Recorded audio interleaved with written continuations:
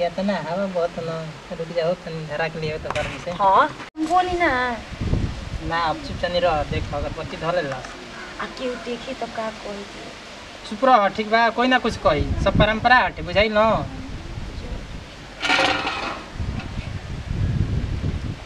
ओम जय मेहरारू देवता मुस्किया तड़ी तो शिवरत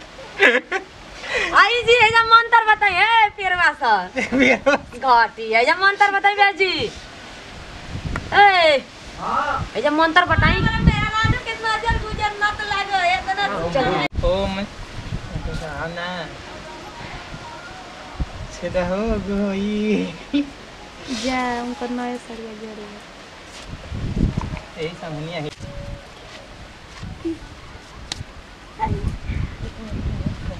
गोड़वा लगे हाथ से लगली ला अरे यहां से ना चलिए फिर लगी जी तो वंजा ना जी के रहा सुन ना कट कर इनका ना जी के रही तो ना हां हां ए जे दोनों जना हंसे जाई चला जाए तो कर लइका बुद्धि में शादी हो गेल त करबू का हां लइका बुद्धि हां तो अगर नानू बुझाइल मेहरानू पाला लइका बुद्धि रखत रह अभी ले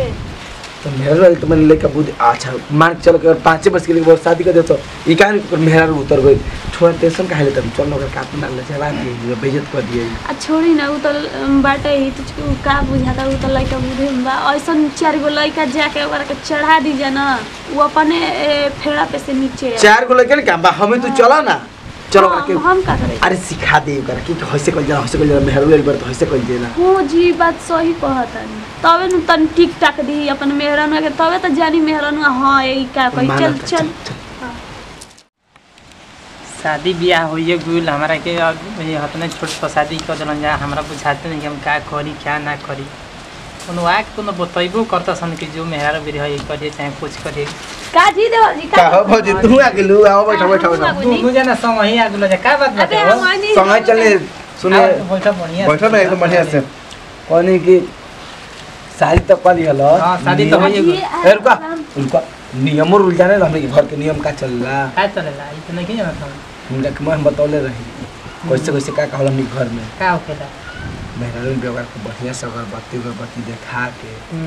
सुनी ना फूल चढ़ा दे मेहरानू गोड़ लागल जाला सुनो ठीक ना गोड़ लागल जाला गोड़ लागल जाला हां ठीक कह दी पाछली गोड़ लागल जाला वो गोनी तेतरी गोड़ लगवा के कान काउन जी हतन पत्थर के कह दी सब हउए हां भगवान हनु भगवान होई हां ना एही तरी अरे आराम मेहरानू सुंदर भी है अरे सुंदर कहते बुझे कबू तो एकदम ना एकदम न उहे नु कहता ऐसे आरती देखाई पूजा करम अगरबत्ती देखाई न जल गिराई नु रोज पूजा करम ओकरा के रोज हां मेहरा बनते लक्ष्मी कहाली सन हां जानते गौ माता है वो लक्ष्मी है ना तीची को कौन चीज नहीं नहीं तो पूजा करल जाला ओकरा के ना मार ले लोग पूजा पाठ कर के पाप करी लोग मेहरारू नहीं आए तो ओकरा के पूजा कर हां हम कनी के हमर भैया टेंशन में चल कर समझा दिया नए नए चीज के पूजा कइल जाला ए हम जाता नहीं हमर गरुइया छिला तो होई हम समझा जा इहा रहते भैया के संग तन के पूजा पाठ कइल हां इनका के पूजा होई रहे ना तब ना एकदम कहता चका चका बाड़ी ना तो रुको तब हम पूजा पाठ करब तब चका चका रही कुछ विधिवत एकदम बढ़िया से कह कि तू सूत जा तू महारानी हड़ू बैठ जा तू दुर्गा मैया हड़ू तू सरस्वती मैया हड़ू तू काली मैया हड़ू कह के गोड़ लाग के गोड़ लगे पाछली अगरबत्ती देखई ह घंटी बजा के दिया हुआ देखा के तब आगे कार्यक्रम करी ह अच्छा ना तो पहले कुछ ना ना पहले छोलो पाप हो जाए ठीक है बेटा तो छुअम ना तब जाके वो काम करते हैं ठीक बाटे तारे समझा दी बढ़िया से एकदम बौरा बकलो लेकर के समझा तो दिया नहीं कहीं जाके अगरबत्ती देखा के गलत जगह मत खोस दे अगरबत्ती जा बबुआ जा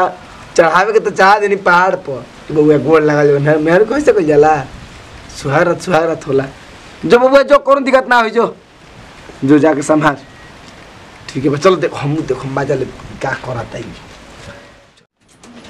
कहाँ कुल सामान बाटे कहत भैया हम कहल बाटे कि पूजा करिए रुको करे पूजा करिए तेजी के धइल बाटे बताओ कि कहाँ से कुल कपड़ा को धो देबे लिसन कि हमारा कुछ कहबे ना करला अगरबत्ती से बाटे सगाई बाटे अगरबत्ती बाटे ना देख नहीं तो पूजा में कमी हो जाए ना तो हमारे मेहरा रो बढ़िया से रहना चाहिए करके पूजा में कमी कर ही ना दे बढ़िया से करके पूजा पाठ क के और तब कुछ होती लोटा है बाटे अब एक नंबर हो गया तब खड़ी कितना बढ़िया लागे लागल। अब जाके ओकरा के पूजा पाठ बढ़िया से कर लेकिन चाह भी नीचे होके ओकरा के ले आया तनी धीरे धीरे आवा ठीक है। ये जी कहाँ लिया जाता नहीं हमके तारा ई कहां लेते तू अभी जानत नहीं को कहां लेते ई कुल सब आके देख लेना जी कोई ना देखी यही से तारा के ऊपर ले आइल ठीक बाटे ना कोई देखी ना। और ये सब घर में ये कहाँ कोना में ले जाता है अरे कुर्सी माता बाड़ी ना हाँ ये जगह है हाँ आज पूजा हो की ठीक बा हमार हां तब की करो की ई कहाँ के नियम है बैठा जी पहले बैठा नियम ही हमारा गांव के हटे हवा के नियम हटे जान लो। हां कि पहले ना कुछ हवे ऐसे बताओ कुछ होला तो पूजा होखेला ना। हाँ गाड़ी घोड़ा घर में आला तो पूजा हां हो गौ माता आवेली तो पूजा होखेला ना गौ लक्ष्मी है ना तो आप हमार पूजा करो मेहरारू लक्ष्मी होखेली सन ये जी हमारे गाँव में ये कुल ना होला हमार भैया ना हमारी भौजी के पूजा ना कोई ना हमार माई ना भैया के भर गाँव में घुमा घुमा के पूजा कैले रहे ना तो जिगवा के नियम हटे ना कि मेहरारू ऐसे कुछ नया नया वाला तो पूजा होखेला ना तो यही तरी मेहरारू नया नया आइल बाड़ू तो तार पूजा ना होके यही तरी ये जी ई नियम हो नियम हाँ पूजा होगी तो तू चुपचानी बैठल रहियो ठीक बा बोलिया मन एकदम ना हम बोलो ना एकदम चुपचानी एकदम बैठल रहियो जैसे देवता देवी एकदम कुछ बोलो ना बस खाली से बात देवे ना जी घरवा में रतिया में काहे ना हो में पूजा ना कर रही है यही से हाँ अब पूजा कर ले मेरा ना तब देखियो सांझे खुनी आएंगे ठीक हम बा कहीं ना कि हम आपके पसंद नहीं की नहीं अब ऐसा पसंद ना रहतो तारे खातिर पूजा पाठ करके तब कुछ होखी तो ये जी हमारे गांव का नियम ना है हमारा गांव के नियम हटे ठीक बाटे भैया और कहलो जाके हम पूजा कइले रही ठीक बा आ पूजा करके तब कुछ करी है। अच्छा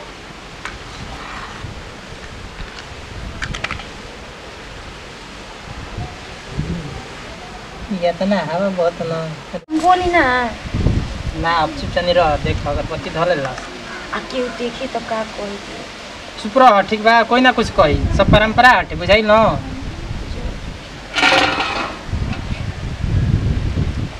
ओम जय मेहरारू देवता जय मेहरारू देवता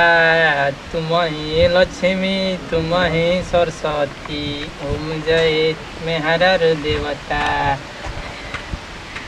जय हे तुलसी माई पानी पानी छिड़क दी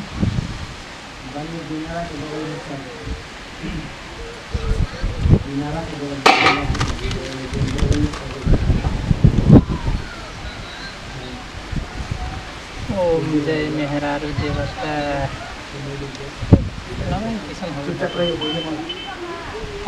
पूजा हो गई कहला हड़ी जे भौजी और की गोड़ लागली है पूजा करके छठ पूजा गोड़ लागले तनी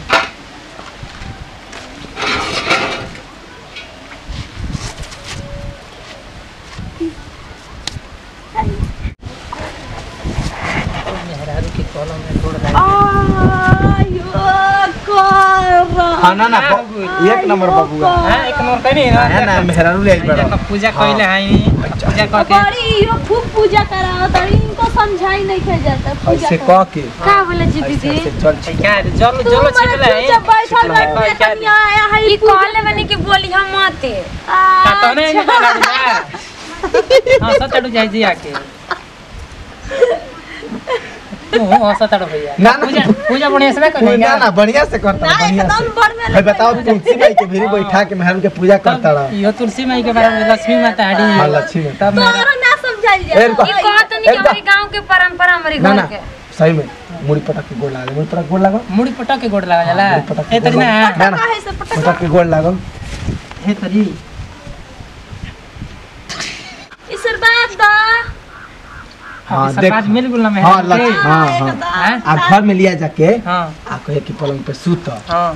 उहे ना हम्म। ऐसे ही थोड़ी फल पी लेला कैसे बताओ गोड़ उल्टा बाग खूब बढ़िया ले विधिवत से गोड़ देबा एक परी आही दादा लक्ष्मी ले आइल बड़ा मर्दे बुझात नहीं तो खेल ले ले देखा कर कितना सुंदर भाई देखला ए भौजी समझावा ना खूब सुंदर बा जोड़ा बा जोड़ा नहीं खेल लिया जी ना तब हाँ घर में लिया जाके मेहर के ऐसे ऐसे देखावत ले जाके आ तब घर में लीजिए हाँ ए जे दिखा दे हमने बते देखला क्या हाँ दे देखा क्या दे बरले भैया दे क्या देखा दे हाँ ठीक ठीक ठीक ले जी ना अब हाँ घर में लिया घर में लिया चलो चलो चलो चलो घर में लिया चलो घर में हां तनी गीत गावा गीत में घर में ले जाए मोला रुक रुक रुक हम जा के हां अपन पूजा पाठ कर ली बढ़िया से ठीक ना एकदम एकदम अगरबत्ती में देखा के खोस दी ह की हो हमर भैया बौरा है बा औ हमार मने पूजा करत तनी तू का करू? ई चिको हमारो कनिया के अरे बोलना पागल जतई तो पहले ही कहले मेहरुआ के अपना से तू चुपचाप रही ह हम जैसे करब वैसे करे दी ह तो बेचारी चुपचाप बिया का करो का कर सकेली ये कर हां ना ले जाओ ले चलो घर में ले जाओ घर में हां जा तेल तसन लगा दिया चलो ना भौजी मालिश चलो कर दिया हां चल लक्ष्मी हड़ी इज्जत करे के चाहिए ऐसे तू नमस्कार प्रणाम हम सत्येंद्र सनेही। नमस्कार प्रणाम हम खुशी गोल छिके गोल लागतनी आ वीडियो अच्छा लगी तो दिल से लाइक कर जा शेयर कर जा सब्सक्राइब कर जा आ कमेंट में जरूर बताइए जा। नमस्कार प्रणाम भैया हम सोनम सिंह भोजपुरी समाज के गोर छुके गोर लागतनी ऐसे ही प्यार दुलार आशीर्वाद बनौले रही जा। खूब परिचय दे रुआ सब का हम कही नमस्कार प्रणाम भी हम रुआ सबके छोट बालक छोट लड़का अमित सिंह दुलारा हमनी के यापन टीम बा यापन समाज टकाटक चैनल के हमनी के सब्सक्राइब करी ओकर बेल आइकन बटन दबाई हमनी के कॉमेडी देखी प्यार दुलार से बनल रही गलती कहाँ होता है कमेंट में लिख के बताई और वह सब सही प्यार दुलार बनल रही जा। अगले वीडियो में फिर से मिलब हमनी के टीम लेके ओकरा खातिर नमस्कार प्रणाम।